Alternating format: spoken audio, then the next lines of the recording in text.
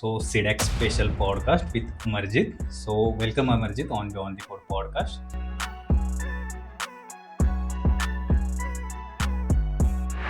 मुझे ये जानना है कि क्या डिफरेंस होता है आईसीएससी बोर्ड और एसएससी बोर्ड आफ्टर 12th जेडब्ल्यू exam and then Sinhgad institutes.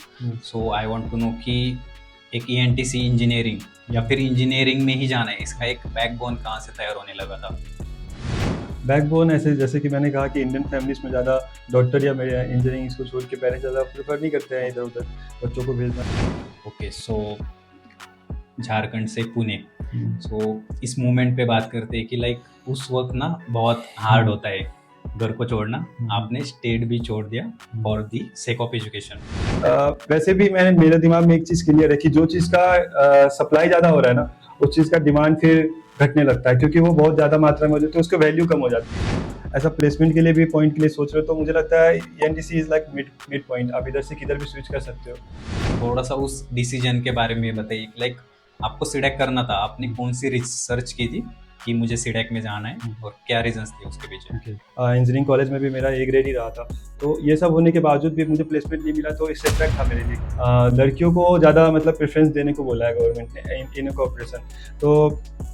तो अभी कैसा कि मतलब मेरा एग्जाम्स एंड ऑल तो अच्छा जाता था कोडिंग का, लेकिन शॉर्ट लिस्टिंग में शायद मेरा नाम नहीं आ पाता था, लड़कियों का ज़्यादा आ जाता था. ये मतलब मोस्ट ऑफ द केस में अभी देख सकते हो ऐसा हो रहा है, लेकिन इक्वालिटी का बात है तो I will say it's fine. ठीक है. हिपोक्रेसी की भी सीमा होती है. सो मुझे ये जानना है कि एंट्रेंस एग्जाम जो होता है उसका एक स्ट्रक्चर क्या होता है, कितने मार्क्स के एग्जाम होते हैं, कितने लाने पड़ते हैं? आपको ये जो कोर्सेस है ये आपको आपके रैंक के अकॉर्डिंग भी मिलता है, और इसका जो है ना सीडेक का, इसका ऑल ओवर इंडिया में बहुत सारे ब्रांचेस है कोचिंग के. तो वो जो कोचिंग के ब्रांचेस है वो भी आपको रैंक के हिसाब से ही मिलता है. आई गेस आज के डेट में ना स्टूडेंट्स को लगता है कि CDAC is a way of getting placement, but I guess CDAC का एक और ज़्यादा मोटा एक पर्पस है जो कि आपने पूरी स्टोरी के साथ बताया कि सीडेक क्यों आया.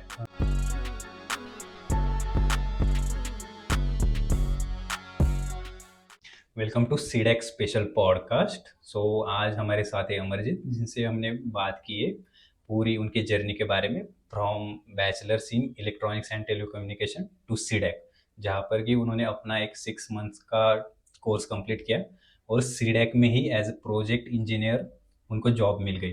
सो अमरजीत ने अपनी जर्नी के बारे में बताया कि लाइक उन्होंने झारखंड से अपनी 12th तक की पढ़ाई कंप्लीट की. उसके बाद जेडब्ल्यू देकर वो सिंहगढ़ इंस्टीट्यूट्स में आए. झारखंड से पुणे में स्विच करने में क्या स्ट्रगल हुआ उन्हें, उसके बारे में इन डिटेल बातें की है. पुणे का कल्चर, कैसे पढ़ाई की, कैसा अपना फोकस नहीं खोया, इसके बारे में भी बहुत सारी बातें की. एक डिजर्विंग कैंडिडेट को जब ऑन कैंपस प्लेसमेंट्स नहीं मिलती तब क्या सिचुएशन रहती है, क्या थिंकिंग होनी चाहिए, इस पर भी उन्होंने बहुत सारी बातें की. ऑन कैंपस प्लेसमेंट नहीं लगने के बाद उन्होंने एक सीडेक का डिसीजन लिया. एक बी ग्रेड सीडेक क्यों करना चाहता है, सीडेक का एक्चुअली में पर्पज़ क्या है, इसके बारे में भी बहुत सारी बातें बताई है.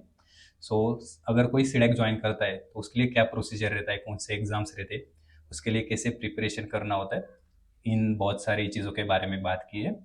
सीडेक में इंटरव्यू प्रोसेसेस, सिलेक्शन प्रोसेस, पूरा प्लेसमेंट सिनारियो क्या रहता है, सीडेक में कौन कौन से डोमेन्स आपको दिए जाते हैं, क्या पूरा प्रोग्राम का स्ट्रक्चर रहेगा, कितनी फीस होगी, इस पर भी बहुत सारी बातें की है.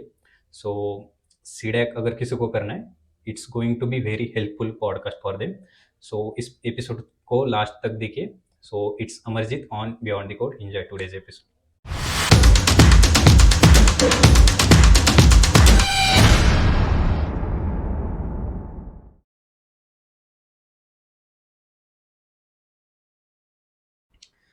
So CDEX special podcast with Amarjit. So welcome Amarjit on Beyond the Code podcast.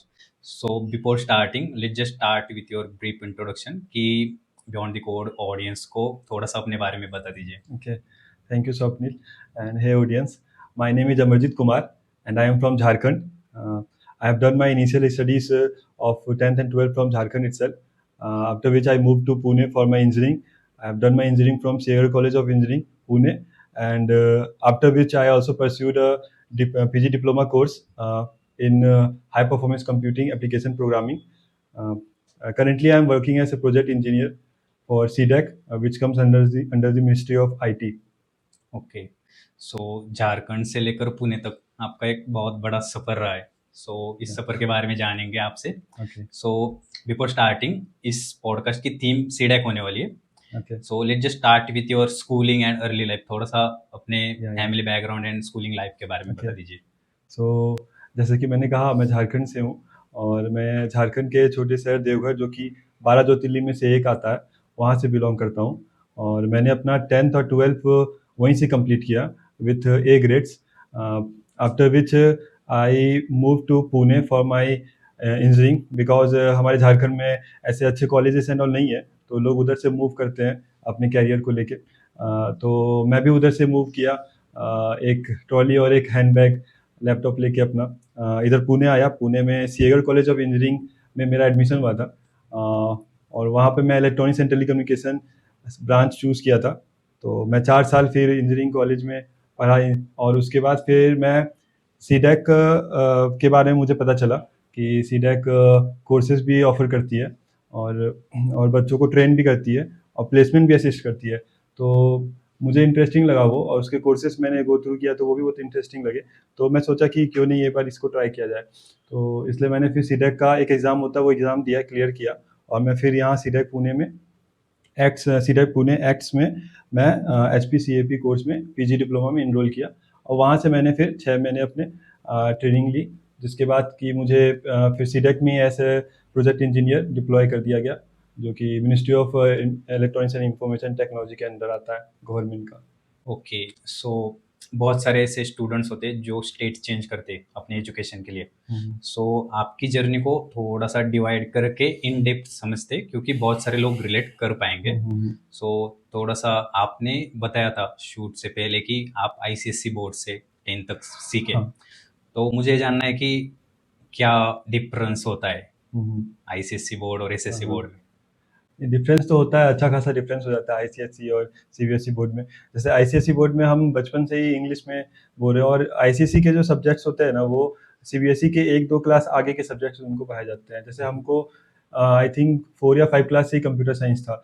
तो ऐसा है कि मतलब आईसीएसई बोर्ड का थोड़ा स्टैंडर्ड ऊपर होता है मतलब सीबीएसई से, और उसके एग्जाम भी जो होते हैं वो टफर होते हैं थोड़े, और उसके स्कोर्स भी उसी तरह से है कि मतलब वो सीबीएसई के कंपैरिजन में ज़्यादा कंसीडर किया जाता है। जैसे कि आईसीएसई में 70% इज़ लाइक सीबीएसई में 80-85%।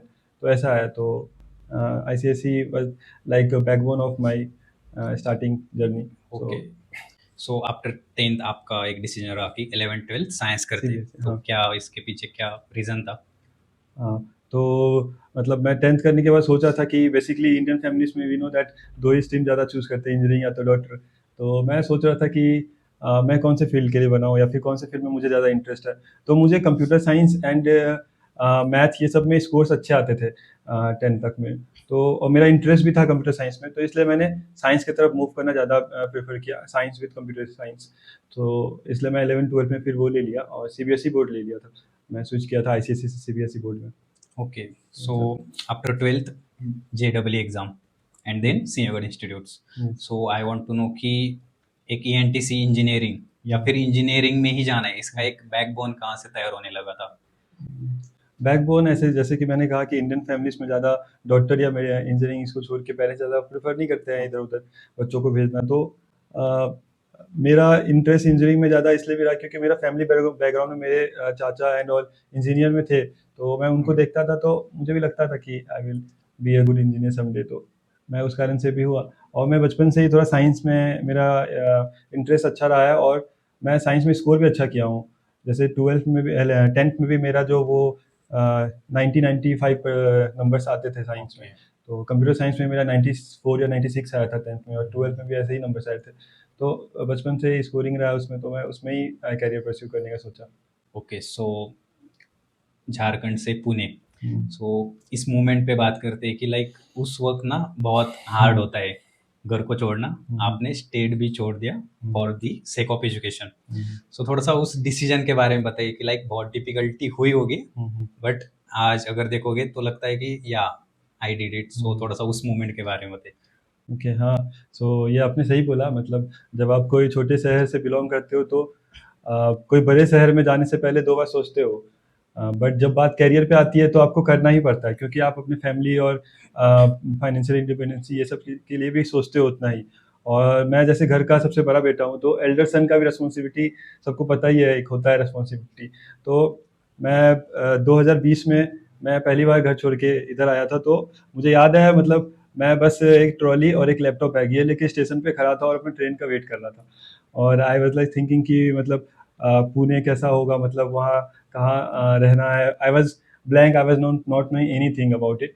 सो I think most of the लोग जो बाहर से आते हैं पढ़ने के लिए, उनका दिमाग ब्लैंक ही रहता होगा, क्योंकि वो कभी गए नहीं है वो शहर, वो जगह। और मेट्रोपॉलिटन सिटी ऐसे भी थोड़ा बिजी होता है, आप सबको पता ही है। तो वो सब तो था दिमाग में। ट्रेन का सफ़र भी उधर से, अगर आप देखोगे जो लोग झारखंड बिहार साइड से आते हैं वो लोग को ये आइडिया होगा कि वो पूरे 2 दिन का सफ़र होता है ट्रेन का। तो उस 2 दिन में भी हम यही सोचते रहते हैं कि कैसा प्लेस होगा, क्या होगा, कैसे होगा सब कुछ। बट हाँ, एक फेथ होता है खुद पे कि हाँ कर लेंगे भाई, जो भी है कर लेंगे। और पेरेंट्स का सपोर्ट रहता है तो अच्छा होता है। तो मेरे साथ था कि मेरे पेरेंट्स का सपोर्ट था, तो इसलिए मैं फिर यहाँ आया, फिर एडमिशन लिया। और उसके बाद मैं देखा यहाँ के लोग भी काफ़ी फ्रेंडली है और कोऑर्डिनेट करते हैं, तो मेरे फ्रेंड सर्कल्स एंड ऑल बने। और इस तरह से मैं कर पाया यहाँ पे। ओके, सो आपने अकेले ये पूरी प्रोसेस की थी एडमिशन एंड ऑल की? हाँ, मैं अकेले ही किया था। सब ओके। कुछ अकेले ही आया था यहाँ पे और अकेले ही सब कुछ किया हूँ। ओके। हाँ। सो आपकी सीनियर की जर्नी स्टार्ट हुई। हम्म। सो एएनटीसी का कुछ ऐसा स्पेसिफिक था कि एएनटीसी डोमेन ही क्यों चूज किया हम्म। इंजीनियरिंग के लिए? हाँ, मतलब कैसा है कि मैं ये देख रहा था कि मार्केट में ज़्यादा कंप्यूटर साइंस एंड ऑल के लिए ज़्यादा डिमांड है, और मतलब बच्चे भी ज़्यादा, मोस्ट ऑफ द बच्चे कॉलेजेस में सीएस ही चूज़ कर रहे हैं। भले उनका इंटरेस्ट हो या ना हो, बट वो सुनते हैं कि मतलब 4 साल बाद इसमें प्लेसमेंट है सीएस में, तो वो लोग सीएस में इनरोल कर लेते हैं। बाद में भले जाके उनको पता चले कि यार मुझे समझ नहीं आ रहा कंप्यूटर का कोडिंग कैसे होता है, सी प्लस प्लस में ये सब। तो वो सब बच्चे बाद में जाके स्ट्रगल करते हैं। तो वैसे भी मैंने, मेरे दिमाग में एक चीज़ क्लियर है कि जो चीज़ का सप्लाई ज़्यादा हो रहा है ना, उस चीज़ का डिमांड फिर घटने लगता है, क्योंकि वो बहुत ज़्यादा मात्रा में हो जाती है, तो उसकी वैल्यू कम हो जाती है।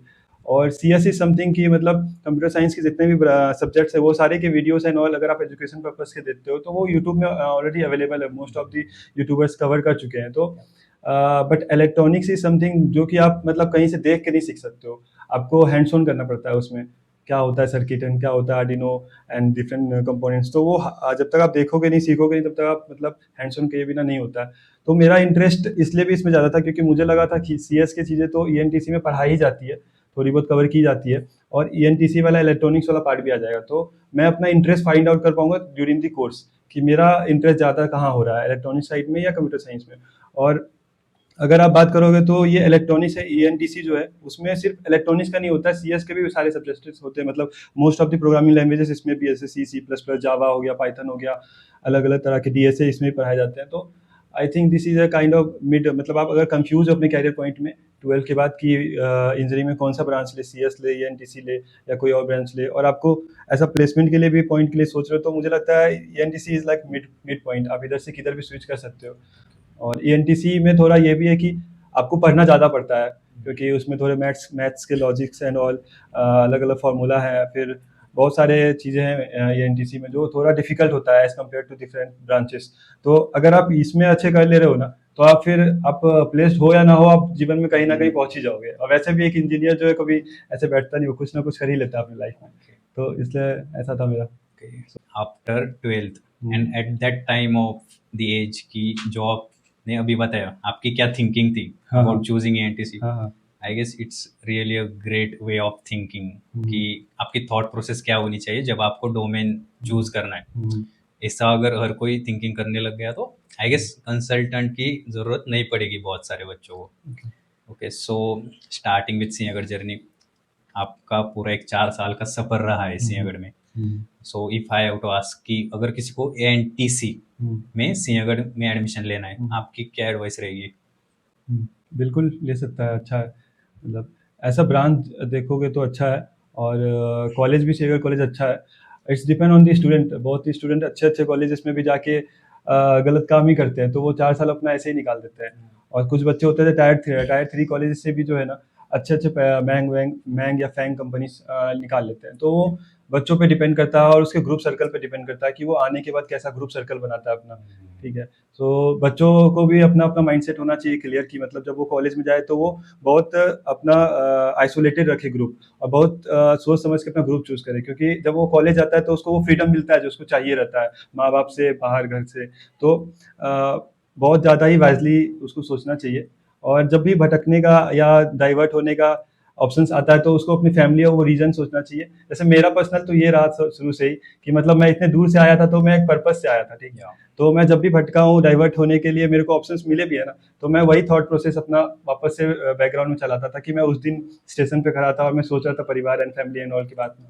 तो ये सब मोटिवेशन रहता है डाइवर्ट नहीं होने के लिए। तो बच्चों को जब भी कॉलेज में जाए तो अपना ग्रुप अच्छे से चूज करे, और जब भी डाइवर्ट हो तो ये चीज़ सोचे कि उसको वो यहाँ आया क्यों है, किस पर्पज से आया है, ठीक है। तो वो शायद वो बहुत अच्छे से आगे कर पाएगा अपना career growth. Okay, so based on this whole conversation till now, I have a question कि झारखंड से पुणे में आने के बाद हाँ। क्या डिफरेंसेस लगे? डिफरेंसेस क्या लगे इन द सेंस मतलब like college wise, friend circle wise, क्या कैसा पर्सपेक्टिव है यहाँ पे, सोसाइटी कैसी है? झारखंड से यहाँ आने के बाद तो मतलब काफ़ी मुझे डिफरेंसेस दिखे। जैसे आप अगर देखोगे तो यहाँ के लोग कैरियर वाइज बहुत सीरियस रहते हैं, और मतलब दे मनी कैसे ग्रो करना है वो सब के लिए इधर बहुत अच्छे अच्छे लोग मिलेंगे आपको। अगर आप ग्रो करना चाहो तो आपको संगति भी अच्छा मिलने वाला है। और टू बी ऑनेस्ट मतलब मैं यहाँ आया तो मोस्ट ऑफ द पीपल, जैसे मैं महाराष्ट्र में हूँ तो मराठी लोग ही थे, ठीक है। और मैं जब यहाँ स्टार्ट में आया था तो मुझे मराठी नहीं आती थी, ठीक है। तो जब मैं स्टार्टिंग में आया था तो मतलब ये फनी पार्ट है कि वो लोग आपस में बात कर रहे थे तो मुझे, मैं इन्वॉल्वमेंट में नहीं था, मुझे समझ नहीं आ रहा था। बट आई वाज लाइक कि हाँ, मतलब उनके इमोशंस और एक्सप्रेशन से समझ में आ रहा था कि they are enjoying and all. तो मुझे धीरे धीरे करके समझ में आने लगा कि ऐसा ऐसा फ्रेंड उन्होंने मुझे गाइड किया मतलब मराठी सीखने को एंड ऑल। तो मैं मराठी सीखा भी थोड़ा बहुत। और फिर अभी ऐसा पर्सन मैं यहाँ पे सरवाइव कर रहा हूँ, 4 साल 5 साल हो गया मेरे को, और मुझे कोई दिक्कत नहीं है यहाँ पे, और लोग बहुत सपोर्टिव है यहाँ ओके, के। सो लाइक आपका एक पॉजिटिव एक्सपीरियंस रहा है पुणे को हाँ लेकर। बिल्कुल। Okay, so talking about your Sinhagad journey, so placement से पहले हम इस पर बात करते हैं कि लाइक एनटीसी के जो सब्जेक्ट्स होते हैं जो कि आपने कहा हार्ड होते, सो आपका कोई एक स्पेसिफिक शेड्यूल था कि आप कैसे पढ़ाई करते थे? अच्छा, ओके। सो सबसे इम्पोर्टेंट है, अगर आप अपना सर्कल छोटा रखोगे ना तो आपको खुद के लिए टाइम ज़्यादा मिलेगा। ये चीज़ बहुत इंपॉर्टेंट है कॉलेज लाइफ में। अगर आप अपना सर्कल बड़ा कर लेते हो ना तो आपको कॉस्ट ज़्यादा आएंगे और आप डाइवर्ट ज़्यादा होंगे, क्योंकि आपको ऑप्शन ज़्यादा मिलेंगे। कोई आपको फ़ोन करेगा कहीं जाने के लिए, कोई आपको फ़ोन करेगा कहीं से आने के लिए, ठीक है। तो अपना सर्कल थोड़ा छोटा रखो। और जैसे मैं बताया कि अगर आपके सर्कल में पढ़ने वाले लोग होंगे तो आपको ज़्यादा पढ़ने में फोकस होगा, क्योंकि आप अगर कॉल करोगे किसी टाइम उसको तो वो बोलेंगे कि मैं ये सब्जेक्ट पढ़ रहा हूँ अभी, यार मेरे को टेंशन आ रहा पढ़ाई का, तो वो ये सब बात करेंगे, ठीक है। वही अगर आप, मैं फ्रेंकली बात करना चाहूँगा, वैसे अगर आप दूसरे तरफ अच्छे दोस्त नहीं बनाते हो, वो जो मतलब लड़कियों या फिर अल्कोहल एंड ये सब में रहते हैं, तो वो लोग से बात करोगे तो वो लोग बोलेंगे चल टेंशन दूर करने के लिए चलते हैं हम कहीं घूम के आते हैं ये वो। तो फर्क हो जाता है सोच में। इसलिए अपना सर्कल जो है हमेशा लिमिटेड और अच्छे लोगों के साथ रखना, ताकि आपका ऑप्शंस भी जो आएगा ना आपके माइंड्स में वो पॉजिटिव आएंगे। तो ये मेरे लाइफ में बहुत इंपॉर्टेंट रहा कि मैं अपना सर्कल कभी भी खराब सेक्रीफाइस नहीं किया, मतलब गलत लोगों के साथ नहीं रहा। मैं अकेले रहा हूँ बहुत टाइम पे, ये भी रहा मेरे लाइफ में कि मैं अकेले रहा हूँ, मतलब कॉलेज टाइम पे बहुत डेज। तो prefer being alone then being with the wrong person. Okay, तो ये चीज़ हमेशा याद रखो, तभी आप राइट डायरेक्शन में जा सकोगे। तो मेरा कॉलेज लाइफ में मैं मोस्ट फोकस यही चीज़ पे किया था ज़्यादा, और इसलिए मेरे को टाइम भी मिलता था ज़्यादा खुद के लिए फोकस करने लाइक क्वालिटी और क्वांटिटी, एंड हाँ। It will help you to sustain on your और गोल। सबसे इम्पोर्टेंट है कि आप खुद को ग्रो करने के लिए ज़्यादा इम्पोर्टेंस दो, रेदर देन कि आपका ग्रुप ज़्यादा ग्रो कर रहा है। Okay, so coming to the placement session, 2024 pass out batch. Yeah. Okay, so last year क्या पूरा आपका एक सिनारियो रहा था प्लेसमेंट के लिए? क्या वो रीजंस थे कि आप कोई अपॉर्चुनिटी ग्रैब कर नहीं पाए? जैसे कि मतलब मैं 2024 बैच था, और सबको पता है ये 2024 बैच जो है वो कोविड के बैच थे। 2 साल उनका कोविड में निकला था, जिस कारण से कंपनीज भी जो है वो थोड़ा बहुत कम ही आई थी companies. Most of the colleges में जो है रिसेशन चल रहा था 2024 में। तो और मेरा कॉलेज तो थर्ड टायर था, तो उनमें और भी कम कंपनी आती थी, तो अब और भी कम हो गई, ठीक है, 2024 में। बट मैंने दिया था, मैं एलिजिबल था मोस्ट ऑफ द कंपनीज़ के लिए क्योंकि मेरे ग्रेड्स अच्छे थे कॉलेज में। तो बट कैसा था कि मतलब अभी गवर्नमेंट के पॉलिसीज़ के अकॉर्डिंग मैं गवर्नमेंट के पॉलिसीज़ के अकॉर्डिंग लड़कियों को ज़्यादा मतलब प्रेफ़रेंस देने को बोला है गवर्नमेंट ने इन कॉर्पोरेशन। तो तो अभी कैसा कि मतलब मेरा एग्ज़ाम्स एंड ऑल तो अच्छा जाता था कोडिंग का, लेकिन शॉर्ट लिस्टिंग में शायद मेरा नाम नहीं आ पाता था। लड़कियों का ज़्यादा आ जाता था। ये मतलब मोस्ट ऑफ द केस में अभी देख सकते हो ऐसा हो रहा है। लेकिन इक्वालिटी का बात है तो I will say it's fine, okay, ठीक है। या तो अभी अ, तो मेरा वहाँ से मैं देखा कि मतलब मेरे कोडिंग राउंड्स तो निकल रहे हैं सारे, लेकिन शॉर्ट लिस्टिंग में फाइनली मेरा नाम नहीं आ रहा है। तो क्वेश्चन मार्क खुद पे भी आता है कभी-कभी, मतलब आप ऐसा सोचोगे कि कहीं मेरे में ही तो कुछ फ़ॉल्ट नहीं है, मैंने कभी पढ़ाई में तो कमी नहीं छोड़ दी कहीं। तो ये सब थिंकिंग मेरे अंदर भी आ रहा था। लेकिन आई वाज़ लाइक कि जब तक आप खुद गिव अप नहीं करते हो ना, तब तक no one can take you down. तो वो चीज़ है। तो कॉलेज में वही सिनेरियो रहा, जितने भी कंपनीज़ आए 2-4, तो उनका ऐसा ही रहता था कि वो लेते थे राउंड्स और लड़कियों को ले लेते थे, या तो फिर वो लोग रिवर्ट बैक बैक ही नहीं करते थे कि आगे क्या हुआ। तो ये सब देखने का मुझे समझ में आया कि मतलब this is not my thing और इसमें मैं फॉल नहीं कर रहा हूँ। तो मैं फिर कंपनीज़ में अप्लाई भी करना छोड़ दिया। मैं सोचा मैं खुद से पर्सनल लेवल पे ग्रो करने ट्राई करूँगा और आगे देखूँगा फिर क्या करना है। तो वैसा था मेरा सीन। उसके बाद आपने एक सीडेक का डिसीजन लिया, बट हाँ। Before that I have a question कि apart from studies and placement session, हुँ, जब भी सिंहगढ़ की बात निकलती है, हुँ। ऐसी कौन सी मेमोरीज है जो आपको याद आती है सबसे ज़्यादा? कौन-सी मेमोरीज़ ऐसी है जो याद आती है? या तो ऐसे Pune and this Mumbai area में बारिश बहुत होती है। तो अ, मैं मेरे कुछ दोस्त हैं, हमारे जब भी बारिश होती थी तो बारिश जब ख़त्म हो जाती थी ना, तो हम सब दोस्त लोग बारिश के मौसम में कॉलेज कैंटीन्स होते हैं हर कॉलेज में, तो वहाँ पे बैठ के हम सब बातें किया करते थे। तो बारिश के मौसम में ना, बारिश होना हमारे लिए बहाना होता था चाय पीने का और साथ में बातें करने का। तो वो जो मेमोरीज है ना, साथ में मिल मिल के सब बातचीत कर रहे हैं और क्वालिटी टाइम स्पेंड कर रहे हैं, तो वो बहुत आई थिंक सबके लिए, मतलब मैं भी रिलेट कर सकता हूँ, जो कॉलेज में वो भी रिलेट कर सकते हैं। वो बहुत ज़्यादा एक तरह से ट्रीटमेंट ही होता है वो कॉलेज स्टूडेंट के लिए, कि मतलब इतने शेड्यूल उनका इतना बिजी होता है और इतना ज़्यादा वो टेंशन में रहते हैं पढ़ाई का। तो ये फ्रेंड्स और ये सब जो होते हैं ना, थोड़ा छोटे-छोटे मोमेंट्स, ये उनके लिए काइंड ऑफ सुकून होता है। तो वो ओके, पार्ट मैं भूल नहीं सकूँगा कॉलेज ओके। का। सो आपका लास्ट ईयर कंप्लीट हो गया, हुँ, एएनटीसी ग्रेड। सो उसके बाद हाथ में प्लेसमेंट नहीं है। हुँ, बहुत सारे स्टूडेंट्स का ऐसा होता है कि दे डिजर्व बट हुँ, नहीं मिलती कैंपस से प्लेसमेंट, बहुत हुँ, स्ट्रगल करना पड़ता है। करेक्ट। सो आपने एक थोड़ा सा अलग पाथ लिया हुँ, कि आपने सोचा सीडेक कर दे। सो हुँ, थोड़ा सा उस डिसीजन के बारे में बताइए कि लाइक आपको सीडेक करना था, आपने हुँ, कौन सी रिसर्च की थी कि मुझे सीडेक में जाना है हुँ। और क्या रीजंस थे उसके पीछे? ओके। सो कॉलेज से प्लेसमेंट नहीं मिलने के बाद मोस्ट ऑफ द बच्चे डिप्रेस्ड ही हो जाते हैं, या क्योंकि वो 4 साल दिए होते हैं अपने कॉलेज में हम्म, और उनके माँ-बाप का बहुत पैसा लगा होता है उसमें। और जब उनके हाथ में प्लेसमेंट नहीं आता है तो वो बहुत डिमोटिवेट हो जाते हैं। उनको घर पे भी मतलब बात करने में थोड़ा हिचकिचाहट होती है कि मतलब क्या पेरेंट्स को मुँह दिखाएँगे एंड ऑल। हम्म, तो वो सब इनसिक्योरिटीज़ मेरे को भी हुआ था कि प्लेसमेंट नहीं हुआ। दो I got scored so much good numbers, मतलब मैं थ्रू आउट अपने करियर में ए ग्रेड ही रखा हूँ, मतलब 10-12 और इवन यहाँ पे इंजीनियरिंग कॉलेज में भी मेरा ए ग्रेड ही रहा था। तो ये सब होने के बावजूद भी मुझे प्लेसमेंट नहीं मिला, तो एक सेटबैक था मेरे लिए कि मतलब अगर इतना पढ़ने और इतना ये सब करने के बावजूद भी अगर आप नहीं डिजर्व करते हो प्लेसमेंट, तो फिर क्या मतलब बनता है इतने स्कोर्स एंड ऑल का। बट जो दिमाग में मेरा एक चीज़ क्लियर था बात हमेशा से, वो ये था कि अप्स एंड डाउन जो है ना सबके लाइफ में आते हैं। और ये जो मेरे साथ हो रहा है 2024 में, वो सिर्फ मैं अकेला नहीं होगा। ऐसे बहुत सारे लोग हैं अलग अलग कॉलेज में जो कि पढ़े हुए होंगे अच्छे खासे, लेकिन उनका प्लेसमेंट नहीं लगा हुआ। तो मैं उस टाइम पे सोशल मीडिया एंड ऑल में भी देखता था कि ये सब पोस्ट आता था कि 2024 batch doesn't got placement and all, कि आईआईटीज़ में भी इवन प्लेसमेंट का ये डाउन हो गया था बहुत।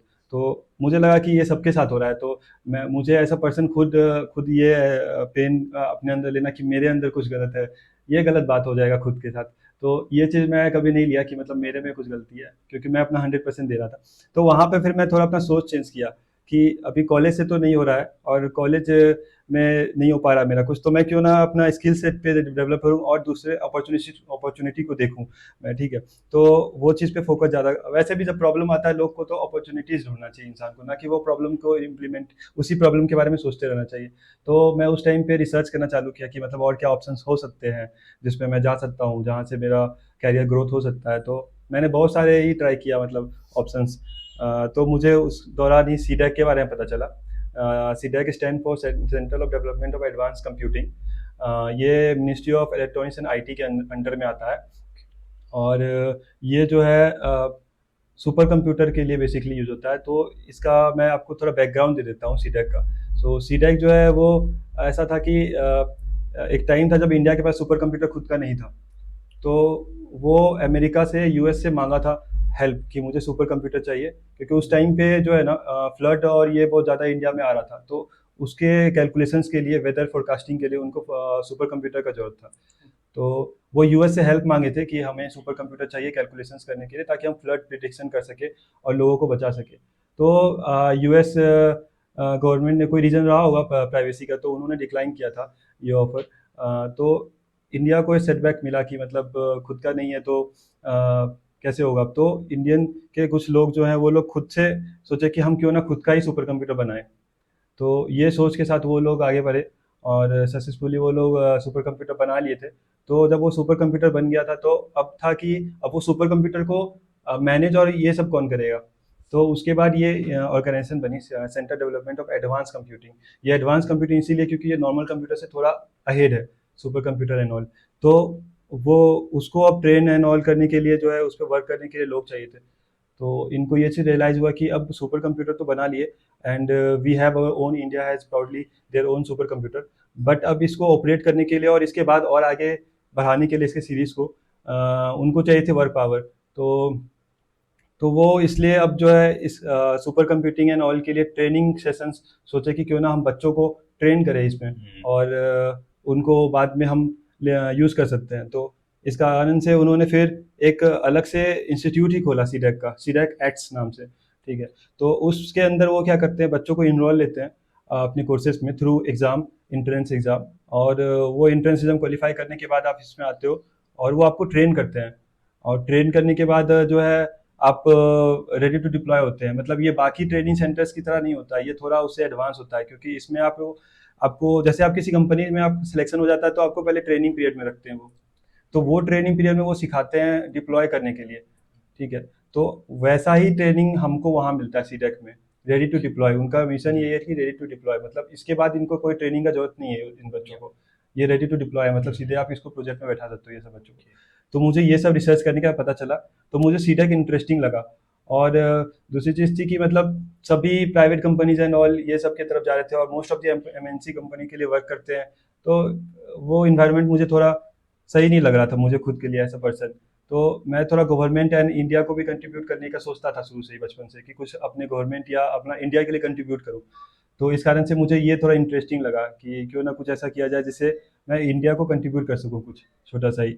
तो इसलिए फिर मैं ये सीडैक के बारे में पता किया और मुझे ये पता चला कि इसका एंट्रेंस होता है जो कि CCAT नाम से है। उसको आपको दे, तो मेरा मैंने उसका एग्ज़ाम दिया और उसको क्लियर किया with under 50 rank all over India. और वो क्वालिफाई करने के बाद मैं फिर इस कोर्स में इनरोल हुआ। और इस कोर्स में बाय द वे बहुत सारे कोर्सेज अवेलेबल है सीडैक में। वो पीजी डिप्लोमा करवाता है, पोस्ट ग्रेजुएट डिप्लोमा। और इसके अंदर बहुत सारे कोर्सेज करवाते हैं सीडैक, जैसे कि डैक कोर्स है उसका, डेवलपमेंट के लिए है, फिर साइबर सिक्योरिटी के लिए है, IoT के लिए अलग कोर्सेज है उनका, AI के लिए अलग कोर्सेज है, फिर सुपर कंप्यूटर के लिए अलग से कोर्सेज है। तो ये सारे कोर्सेज अभी सीडैक के पास है और ये बच्चों को ट्रेन करते हैं ये सब चीज़ों में। तो आप चूज़ कर सकते हो। और ये जो है ना आपको ये जो कोर्सेज है ये आपको आपके रैंक के अकॉर्डिंग भी मिलता है। और इसका जो है ना सीडैक का, इसका ऑल ओवर इंडिया में बहुत सारे ब्रांचेस है कोचिंग के। तो वो जो कोचिंग के ब्रांचेस है वो भी आपको रैंक के हिसाब से ही मिलता है। आपका जितना अच्छा रैंक आएगा उतने अच्छे कॉलेज मिलेंगे। तो थैंकफुली मेरा रैंक अच्छा था तो मुझे सबसे बेस्ट मिला, CDAC Pune is the best all over India. तो मुझे वहाँ पे मिला। और वहाँ पे भी मैं HPCAP कोर्स के लिए इनरोल किया था, high performance computing application programming, जो कि सुपर कंप्यूटर के लिए ही स्पेसिफाइड है।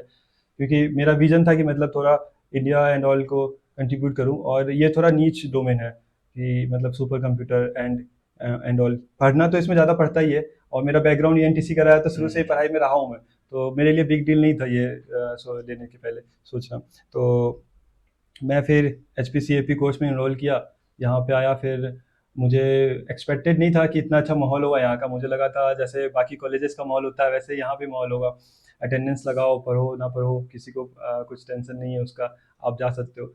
बट यहाँ का माहौल पूरा अलग लगा मुझे। मतलब यहाँ पे थ्योरेटिकल नॉलेज की तरफ कम फोकस करते हैं और प्रैक्टिकल नॉलेज की तरफ ज़्यादा करते हैं। इवन इसके जो एग्जाम्स होते हैं ना, वो भी थ्योरेटिकली नहीं होते, मतलब डिस्क्रिप्टिव वे में नहीं होते हैं वो, ठीक है। तो मेनली यहाँ पे जो एग्जाम्स होते हैं ना, वो एमसीक्यू बेसिस होते हैं।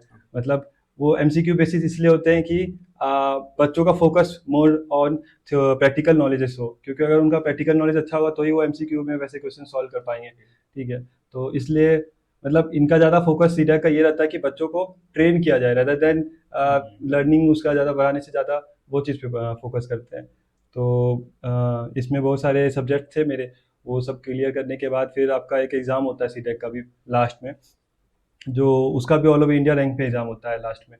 तो वो दिया मैंने, और मेरे कोर्स में मुझे अंडर 10 रैंक आया था ऑल ओवर इंडिया में। तो उसके बाद फिर इसका प्लेसमेंट चालू हुआ, जो कि सीडेक ही प्लेसमेंट असिस्टेंट भी प्रोवाइड कराता है। तो सीडेक के पास खुद की भी जो सीडेक है उसको भी रन करने के लिए वो मतलब मिनिस्ट्री ऑफ ENIT के अंदर आता है, ministry of electronics and IT के अंदर आता है ये। तो इसके अंदर भी ये लोग गवर्नमेंट इंजीनियर की तरह लेते हैं बच्चों को। बट ये सीडेक इतना बड़ा हो गया है ऑर्गेनाइजेशन की, बाहर से भी जो प्राइवेट कंपनी है ना, वो भी आती है बच्चों को इधर से उठाने के लिए। तो बट फर्स्ट में जो है सीडेक ही आती है। तो मेरा रैंक अच्छा था तो सीडेक ही पहले आई। और अभी इसका एंट्रेंस एंड ऑल हुआ था, 2-3 राउंड मुझे हुआ था मेरा। तो मैं उसमें अच्छा परफॉर्म किया था, तो मुझे सेलेक्ट कर लिया गया था as a project engineer in CDAC itself. So that's how it doing. Okay. So आपने बहुत सारा नॉलेज अबाउट सीडेक दे दिया है एंड इसमें बहुत सारे क्वेश्चंस ऑलरेडी भी कवर हो चुके हैं। बट आई गेस आज के डेट में ना स्टूडेंट्स को लगता है कि CDAC is a way of getting placement. But I guess CDAC का एक और ज़्यादा मोटा एक पर्पज़ है जो कि आपने पूरी स्टोरी के साथ बताया कि सीडेक क्यों आया। हाँ हाँ। सो इट्स लाइक करेक्ट कि एक पर्पज़ भी है इसमें। इट्स नॉट जस्ट लाइक कि आपको प्लेसमेंट ही लेना है, आपको एक प्रैक्टिकल नॉलेज भी मिलेगा बहुत ज़्यादा। करेक्ट। ओके। सो थोड़ा सा पीछे चलते हैं। सीडेक की एक एंट्रेंस एग्जाम होती है सेट। सो थोड़ा सा उसके बारे में बताइए कि लाइक आपने कैसे प्रिपेयर किया था। So it's like if you have to guide someone जिसको सीडेक में एंट्रेंस देकर जाना है। तो बेसिकली इसमें कंप्यूटर साइंस के सब्जेक्ट से जो होते हैं उससे पूछा जाता है। तो DSA के कुछ क्वेश्चंस रहते हैं, फिर आपके बेसिकली कंप्यूटर का जिसका बेसिक स्ट्रॉन्ग है वो निकाल लेगा, आई थिंक सो। अच्छे रैंक लाने के लिए आप कुछ यूट्यूब चैनल्स भी रेफर कर सकते हो, जो मोस्ट ऑफ दी कंप्यूटर के जो सब्जेक्ट CS ब्रांच के सब्जेक्ट जो कवर करते हैं वही सब इंट्रेंस एग्जाम में भी आता है, कुछ अलग सा नहीं आता है इसमें। तो अलग सा तैयारी करने की जरूरत नहीं है इसका। अगर आपका बेसिक ही स्ट्रॉन्ग है कंप्यूटर साइंस में तो आप क्रैक कर लोगे इसको। तो ऐसा है। ओके। सो आपने खुद से तैयारी की थी, हाँ, मैंने खुद से की थी इसकी तैयारी। यूट्यूब एंड ऑल द हाँ मटेरियल हाँ। Available on yes. इंटरनेट। सो मुझे ये जानना है कि एंट्रेंस एग्जाम जो होता है उसका एक स्ट्रक्चर क्या होता है, कितने मार्क्स की एग्जाम होती है, कितने लाने पड़ते तो इसके एग्ज़ाम का पैटर्न का अगर आप बात करोगे तो बेसिकली इसमें A और B दो सेक्शन होते हैं। A जो है वो क्वांट FT का होता है और इंग्लिश का, और B जो है वो टेक्निकल रहता है, जितने भी कंप्यूटर साइंस के वो। तो ये दो सेक्शन कवर होते हैं, और आई थिंक 100 नंबर का होता है ये, 50-50 ईच। तो ये स्ट्रक्चर हो गया। और इसको प्रिपेयर करने के बाद आपका जो रैंक आता है वो अगर 1000 के अंडर में आई थिंक, तो वो आपको मोस्ट ऑफ द अच्छे कॉलेज मिल जाएंगे, पुणे वाले सेंटर्स मिल जाएंगे। तो ऐसा है इसका। ओके। सो उसके बाद आपने एक डोमेन चूज किया। सो थोड़ा सा उस डोमेन के बारे में बताइए एंड क्या था उसमें इन डिटेल। ओके। सो मैंने जो डोमेन चूज़ किया था वो high performance computing application programming था। इसमें ये जो है वो ये NSM के अंडर में आता है, नेशनल सुपर कंप्यूटिंग मिशन चल रहा है गवर्नमेंट का एक, उसके अंडर आता है NSM के अंडर। तो NSM के अंदर दो है, HPCAP और HPSA। तो HPCSA जो है वो high performance computing system admin है वो। और ये जो मैं हूँ, मैंने जो कोर्स किया है वो एप्लीकेशन प्रोग्रामिंग है। तो सिस्टम एडमिन वाले जो लोग हैं ना, वो सुपर कंप्यूटिंग का एडमिनिस्ट्रेटिव वाला पार्ट करते हैं, उसको मैनेज करना, उसका नोट्स होते हैं उसके बहुत सारे सुपर कंप्यूटर के, तो उसको मैनेज करने वाला। और हमारा जो काम है वो प्रोग्रामिंग का काम है। बेसिकली जो सुपर कंप्यूटिंग में कोडिंग एंड ऑल होता है वो हम करते हैं। तो मैं उसमें ट्रेनिंग लिया हूँ कोडिंग वाले पार्ट में। ओके। सो इस पर्टिकुलर डोमेन में कौन से सब्जेक्ट्स होते हैं। ओके। सो इसमें टोटल 9 to 10 सब्जेक्ट होते हैं, जिसमें कि आपको मोस्ट ऑफ दी जो प्रोग्रामिंग लैंग्वेजेस है वो कवर कर ही दिया जाता है, जैसे सी, सी प्लस प्लस, मैं सी पढ़ा हूँ, सी प्लस प्लस पढ़ा हूँ, जावा पढ़ा हूँ, Python, Golang, Fortran, then Perl, PHP, then और भी बहुत सारे लैंग्वेजेस थे मेरे कोर्स में। फिर कंप्यूटर आर्किटेक्चर पढ़ा था, फिर ए आई एम एल भी पढ़ा हूँ मैं, और डेटा एनालिस्ट। फिर जितने भी जो इंडिया में जो भी अभी हॉट जितने भी टॉपिक्स और ये सब हैं टेक में, वो सब वो कवर करने की कोशिश करते हैं उसमें। भले ही इंट्रोडक्टिव नॉलेज दे, but most of the knowledge informative देते हैं वो लोग इस कोर्स में। और ये सब है इस कोर्स में। Okay, so we will deep dive into placement scenario of CDEC, but before that I have two questions कि आपकी रैंक अंडर 50 थी ऑल ओवर इंडिया, हाँ, एंड एनएसएम के आपने अंदर। हाँ आपने कहा कि एक अच्छा इंस्टीट्यूट जो कि पुणे है ऑल ओवर इंडिया में आपको मिला। सो कितनी रैंक आनी चाहिए एक अच्छा इंस्टीट्यूट अगर आपको हम्म। चाहिए सीडेक में? हाँ, मैं बोला ना, अगर 1000 के अंडर में है 1000 आपका, तो आपको अच्छा मिल जाएगा इंस्टीट्यूट। पुणे में मिल सकता है? हाँ, सनबीम भी एक अच्छा इंस्टीट्यूट है, तो आप उसके लिए भी जा सकते हो। बट मेरा जो कोर्स था वो एनएसएम के अंडर में आता था, मैंने बताया आपको। तो वो कोर्स सिर्फ ऑल ओवर इंडिया में, ये सीडेक पुणे में ही अवेलेबल था। तो ओके, पूरे इंडिया में सिर्फ यहाँ पे भी ये कोर्स पढ़ाया जाता है। ओके। तो so and second question is कि आपने इलेक्ट्रॉनिक्स से अपनी बी कंप्लीट की है, हम्म, सो सिमिलर सब्जेक्ट्स थे एंड अलग भी थे हम्म, सीडेक में एडवांस, हम्म। तो उसका क्या एक्सपीरियंस था पूरा? उसका एक्सपीरियंस अच्छा था, मतलब अभी आप देखोगे तो मेरा इलेक्ट्रॉनिक्स बैकग्राउंड था, तो मुझे बैकग्राउंड तो पता है, मतलब कैसे electronic circuits and all work करते हैं, क्या क्या कंपोनेंट्स होते हैं। तो वो सब मेरे पास बैकग्राउंड में था। और सीएस का नॉलेज भी मैंने लिया था अच्छा खासा कॉलेज के टाइम पे, प्लेसमेंट एंड ऑल के लिए।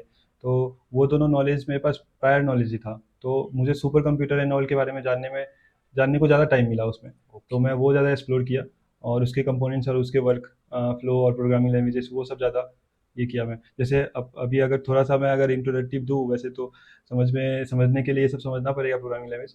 एमपीआई हम यूज़ करते हैं और ओपन एमपी यूज़ करते हैं, ये दो लैंग्वेजेस होते हैं, लाइब्रेरी होते हैं जो हम यूज़ करते हैं अपने सुपर कंप्यूटर को प्रोग्राम करने के लिए। तो ये सब कोर्स में था हमारे। तो ऐसा। ओके।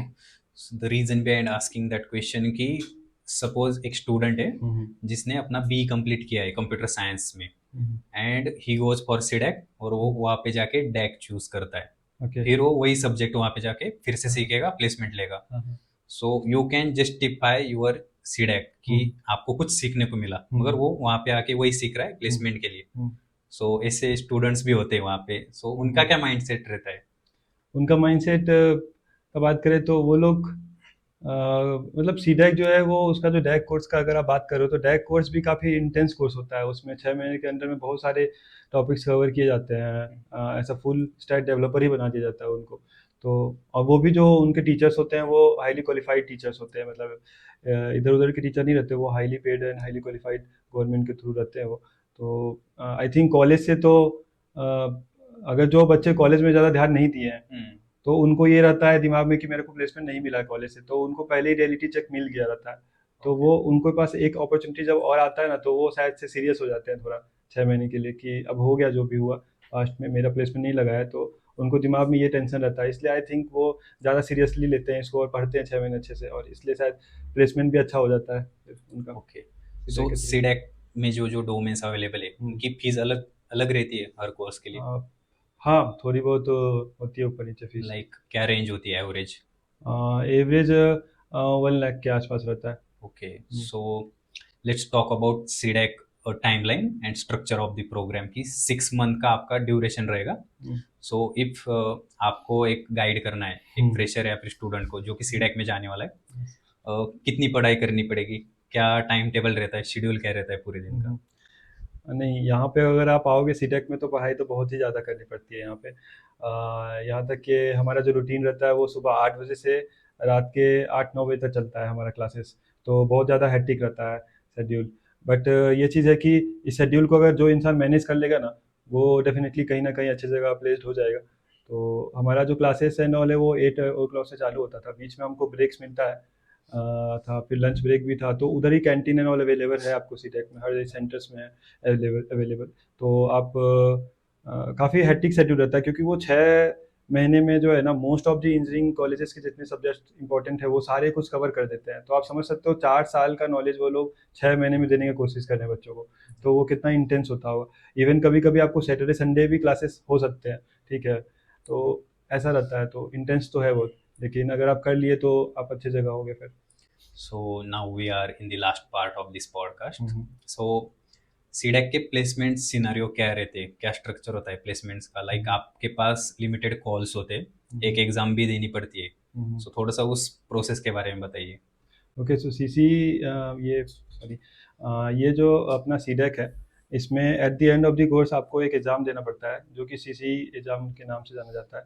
तो उस एग्ज़ाम में आपके जो भी स्कोर्स आते हैं उस बेसिस पे आपको कंपनीज आती है, मतलब सीडेक में बाहर की कंपनीज आती है बच्चे को लेने के लिए, और वो बच्चों को सीसी के स्कोर के से मतलब जज करती है और शॉर्ट लिस्ट करती है। तो सीसी के स्कोर्स अगर आपके अच्छा हैं तो आपको अच्छे खासे कॉल आएंगे अच्छे अच्छे कंपनी से। तो ऐसा है। और जहाँ तक बात लिमिटेड कॉल्स की है, तो आई थिंक कि 20 कॉल लिमिटेड नहीं हुआ, वो अच्छे अच्छे कॉल्स हुए, मतलब क्योंकि अगर आप कॉलेजेस में कंपेयर करोगे तो मतलब श्योर भी नहीं होता है कि 20 मिलेंगे भी कि नहीं मिलेंगे आपको।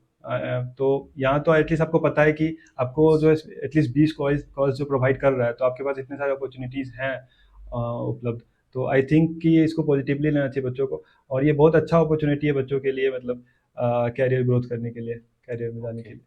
सो ये जो प्लेसमेंट से पहले एक एग्जाम होती है, आपने बोला हम्म। सीसी एग्जाम, इसमें क्या सिलेबस होता है? यही जो आज तक आपको हाँ, सिखाया जो गया? कोर्स में पढ़ाया आपने उसका ही एग्ज़ाम होता है। ओके। बेसिकली ये एग्ज़ाम इसलिए भी होता है कि आपको वो सर्टिफिकेशन मिल सके सीडीआई की तरफ से कि आप इसमें पीजी डिप्लोमा कर चुके हो।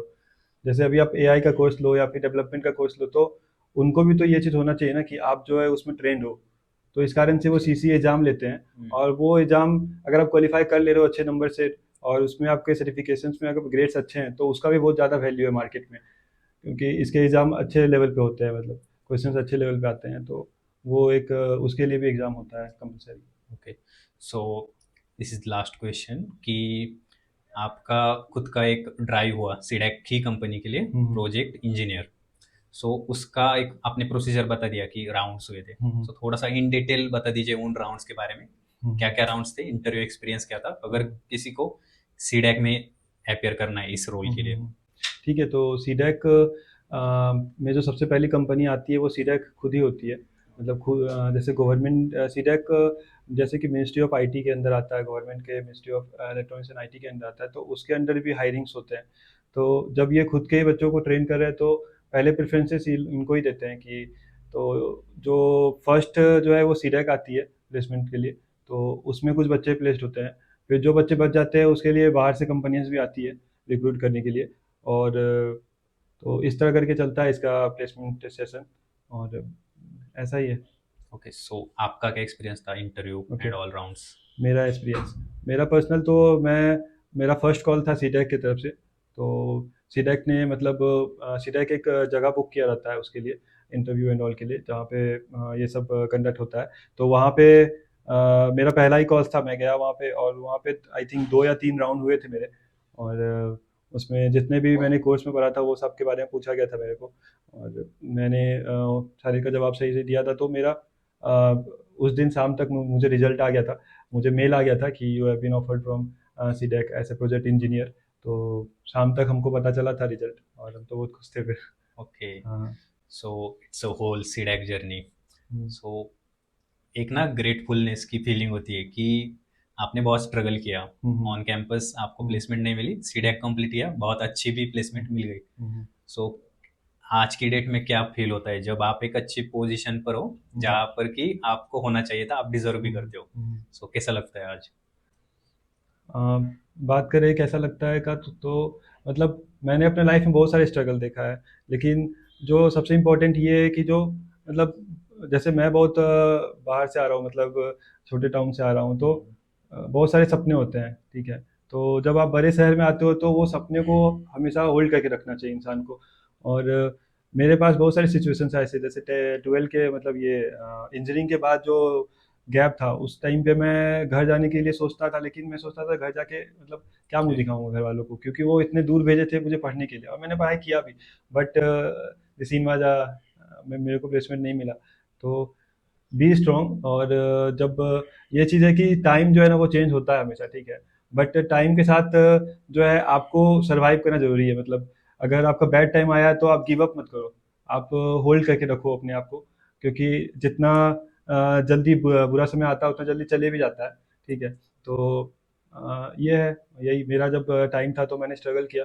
और और एक चीज़ और बोलूँगा, मतलब मैं इस जनरेशन को कि फोकस ज़्यादा अपने आप में करो, सोशल मीडिया ये सब में से थोड़ा मतलब अभी लिमिटेड रहो। जब आपका कैरियर का जब टाइम आता है ना, तो सब कुछ साइड करके फोकस ऑन योरसेल्फ। जैसे कि मैंने 6 महीने अपना इंस्टाग्राम एंड वो सब डीएक्टिवेट कर दिया था, क्योंकि लाइफ में जो सबसे ज़्यादा मैटर करता है ना, वो आपका कैरियर करता है। क्योंकि अगर आप कैरियर में फेल हो जाते हो ना, तो this social media and all will, no one will look at you. कोई भी पूछने नहीं आएगा आपको कि आप क्या कैसे हो, क्या कर रहे हो। बट अगर आप कैरियर अच्छा रहेगा तो लोग आपसे जुड़ना चाहेंगे। तो ये सब है। सो आपका भी सोशल मीडिया वगैरह चालू है? हाँ, मतलब मैं अभी इंस्टाग्राम चालू किया हुआ है and all. Okay. YouTube channel भी मैं जल्द चालू करने वाला हूँ। तो सो या आई गेस आपका जब यूट्यूब चैनल भी चालू हो जाएगा उसके बाद फिर से एक पॉडकास्ट कर सकते हैं हम, ज़रूर ज़रूर बेस्ड खोला। ऑन द कंटेंट या क्रिएशन, बिकॉज आपके पास आई गेस बहुत सारा नॉलेज है जो कि आप शेयर कर सकते हैं स्टूडेंट्स को। Correct. So yeah, that's it for today's podcast, and I hope you will definitely return on Beyond the Code podcast. Same same. Thank you so much. Thank you.